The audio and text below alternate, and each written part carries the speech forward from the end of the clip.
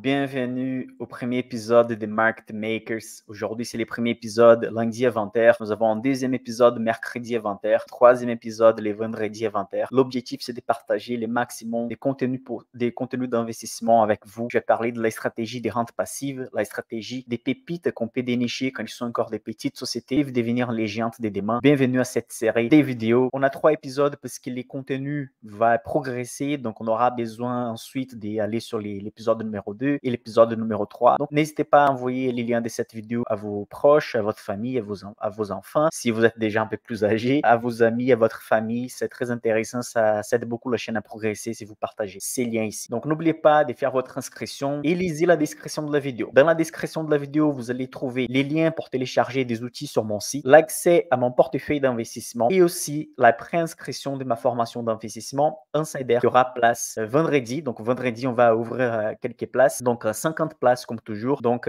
si vous faites la préinscription, vous recevez un coupon de réduction, les liens en avance. Donc, vous n'avez pas besoin de disputer avec les 19 000 abonnés qui sont sur YouTube. Donc, vous avez la priorité car les places sont vraiment limité. Je suis Michael Ravaneda. Peut-être vous tombez ici, c'est votre première fois sur la chaîne. Je m'appelle Michael Ravaneda, je suis brésilien, d'où vient mon accent. Je suis analyste financier européen, donc je suis diplômé par la Société française des analystes financiers. À ma connaissance, le seul brésilien diplômé comme analyste financier européen. J'ai commencé à investir au Brésil en 2011. En 2017, j'ai ramené mes investissements en France et aux États-Unis. Donc, je commençais à investir en euros et en dollars. Donc, je connais les marchés d'un pays sous-développé, un marché émergent, mais aussi des pays développés comme les États-Unis et la France. De base, je suis ingénieur en électrotechnique. J'ai un master mobilité et véhicule électrique. J'ai travaillé quelques années comme ingénieur avant de travailler comme analyste financier. Nous avons plus de 600 membres dans notre formation d'investissement. Donc, ce que je vais vous dire ici, c'est pas seulement mon expérience, mais c'est l'expérience des centaines de personnes que j'ai fait les consultings un par un, des centaines de personnes qui sont dans la communauté en train d'échanger. J'ai fait des lives mensuels en train de montrer mes investissements. Donc, ce que vous allez voir ici, c'est pas que de la théorie. Vous allez voir des choses pratiques ici. Il y a beaucoup d'élèves de ma formation qui sont en train de regarder ces lives-là. Certains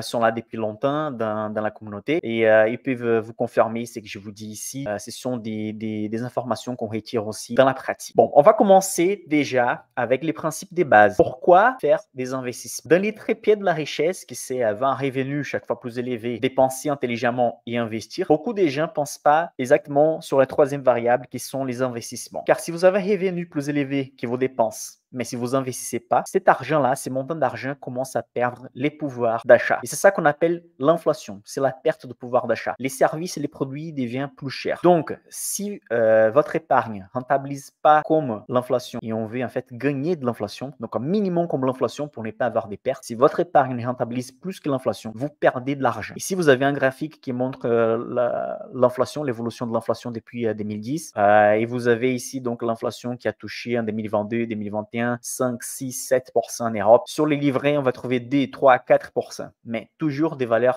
négatives. Pas peur, c'est qu'on a besoin pour au moins rentabiliser notre pouvoir d'épargne. Imaginez, il y a 10 ans, combien coûtait une baguette, la cigarette, l'essence, etc. D'ici 10 ans, toutes les choses vont devenir plus chères. Donc, si vous ne faites pas d'investissement aujourd'hui justement pour rentabiliser dans les futurs, vous allez perdre de l'argent de manière invisible. Ici, vous avez donc les poissons, les beurres, les légumes, les journaux, huile d'olive, des fruits. Certains produits ont augmenté des 30%, 34%, 40%. Je ne sais pas chez vous, c'est qui a augmenté énormément, mais l'inflation, il est là. Surtout après la baisse de marché qu'on a eu en 2020, les problèmes, la pandémie mondiale, ça touchait énormément les marchés boursiers, les finances du monde, et ça touchait énormément les prix des matières premières. Et c'est pour ça que ça touchait énormément les prix des produits qu'on a besoin d'acheter au supermarché. Luis Barsi Filho, un des plus gros investisseurs du monde, brésilien, les plus gros investisseurs à dividendes du monde, il calcule l'inflation par soi-même. Ça veut dire qu'il a une liste des produits qu'il utilise au quotidien. Donc, à chaque année, il fait une recherche pour voir combien c'était l'augmentation. Et donc, il calcule d'après sa vie réelle combien c'est l'inflation. Et d'après lui, l'inflation qu'il calcule pour lui-même, c'est toujours plus élevé que celle qui s'affiche sur les journaux, que les gouvernements annoncent. Donc, ça nous montre déjà aussi que même les calculs d'inflation du gouvernement, parfois, ça peut être biaisé. L'inflation, c'est le supérieur à la rentabilité de votre épargne. Donc, vous jetez de l'argent dans la poubelle. C'est juste ça. Si vous réfléchissez pas dans ces points de vue, et si vous rentabilisez pas votre épargne plus que l'inflation, c'est perdu. Les temps que vous passez sans rien faire, c'est déjà de l'argent dans la poubelle. Je ne sais pas, vous allez travailler, vous avez besoin de passer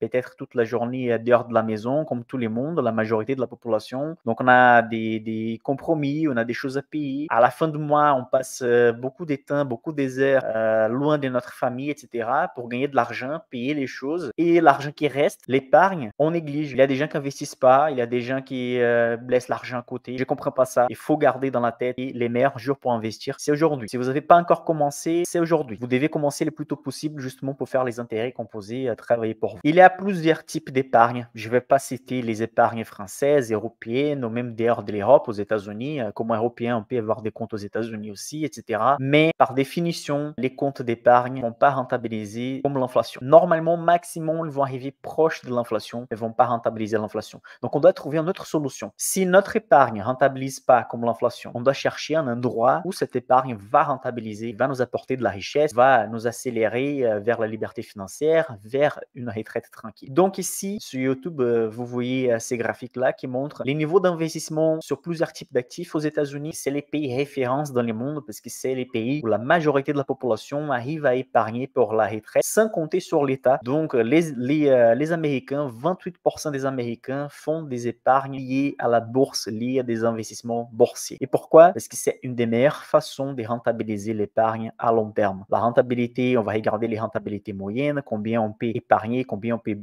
on peut obtenir au futur. Mais une chose c'est claire, en France, la manque d'éducation financière et les profils conservateurs peut attirer par la rente variable, empêche beaucoup de gens à faire des investissements qui sont très rentables. Imaginez, 28% des Américains font des investissements directement dans les marchés financiers, mais plus de 50% des foyers américains ont la retraite, ont une partie de leur retraite liée à la bourse, parce qu'ils font des investissements parfois indirects avec des fonds de pension, des fonds d'investissement qui justement font des investissements sur une longue période pour la retraite. Mais Michael, récemment en 2020, les marchés ont fait moins 25, moins 30. Récemment, les marchés ont perdu 20%, 10%. Les livrets, quand même, il fait plus 2, plus 3, plus 4. Donc, quand même, dans les livrets, je ne risque pas de perdre de l'argent. C'est là que vous vous trompez. Parce que si vous avez un horizon de long terme devant vous, donc là, vous devez toujours penser à l'investissement de long terme.